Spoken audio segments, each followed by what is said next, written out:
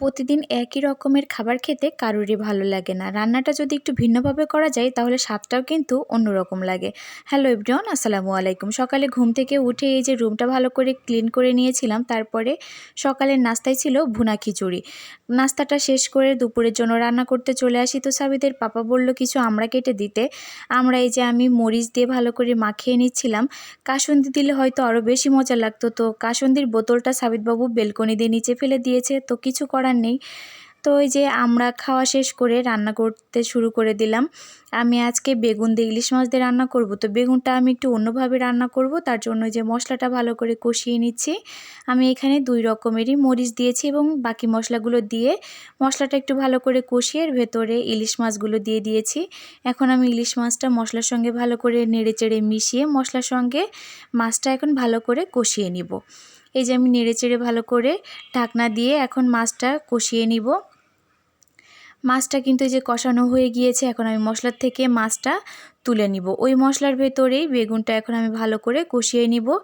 বেগুনটা এভাবে কষিয়ে রান্না করলে খেতে কিন্তু খুবই মজা লাগে আর বেগুনের টেস্টটাও দ্বিগুণ হয়ে যায়।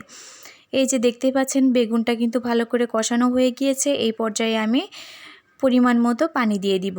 বেগুনে কিন্তু পানিটা একবারেই দিতে হয়। এই যে আমি পানিটা দিয়ে দিয়েছি। এখন আমি মশলার সঙ্গে আবারও ভালো করে নেড়েচেড়ে মিশিয়ে ঢাকনা দিয়ে রান্না করব। 5 মিনিট রান্না করেছি। তারপরে দেখতেই পাচ্ছেন বেগুনের কালারটা কিন্তু চেঞ্জ হয়ে গিয়েছে এবং বেগুনটা অনেকটাই সিদ্ধ হয়ে এসেছে। এখন আমি এর ভেতরে মাছগুলো দিয়ে দিব।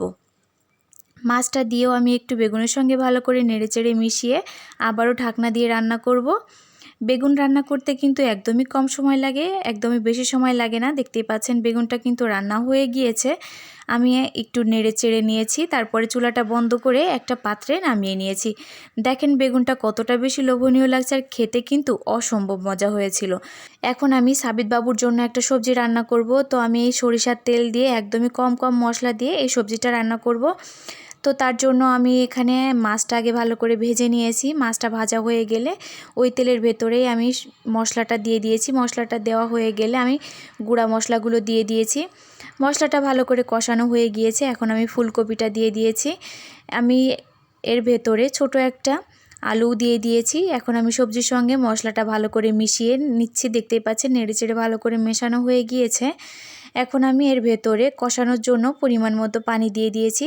মশলার সঙ্গে ভালো করে নেড়েচেড়ে মিশিয়ে এখন আমি ঢাকনা দিয়ে 5 মিনিটের জন্য রান্না করেছি। 5 মিনিট হয়ে গিয়েছে, দেখতেই পাচ্ছেন সবজিটাও কিন্তু অনেকটা সিদ্ধ হয়ে গিয়েছে এবং আলুটাও ভালোভাবে সিদ্ধ হয়ে গিয়েছে। এখন আমি নেড়েচেড়ে পানিটা শুকিয়ে এর ভেতরে পরিমাণ মতো ঝোলের পানি অ্যাড করে নিয়েছি। যখনই পানিতে বলক উঠে যাবে তখন আমি এর ভেতরে একে একে মাছগুলো দিয়ে দিব। মাছটা দেওয়া হয়ে গিয়েছে। এখন আমি হালকা হাতে একটু নেড়ে দিব যেন মাছটা ভেঙে না যায়। এখন আমি ঢাকনা দিয়ে 5 মিনিটের জন্য রান্না করব। যেহেতু সবজিটা ভালোভাবে আগে থেকেই সিদ্ধ করা হয়ে গিয়েছিল, তো সেই ক্ষেত্রে রান্না করতে একদমই কম সময় লাগবে। রান্নাটা কিন্তু হয়ে গিয়েছে, দেখতেই পাচ্ছেন। আমি কিন্তু আবারও হালকা হাতে একটু নেড়ে দিয়েছি। এখন আমি চুলাটা বন্ধ করে দিব। দেখেন সবজিটা কতটা সুন্দর লাগছে, খেতেও কিন্তু খুবই মজা হয়েছিল, বাচ্চাদের জন্য একদমই পারফেক্ট। তো আজকের ভিডিওটি আমি এখানেই শেষ করি। সকলে ভালো থাকবেন। আল্লাহ হাফেজ।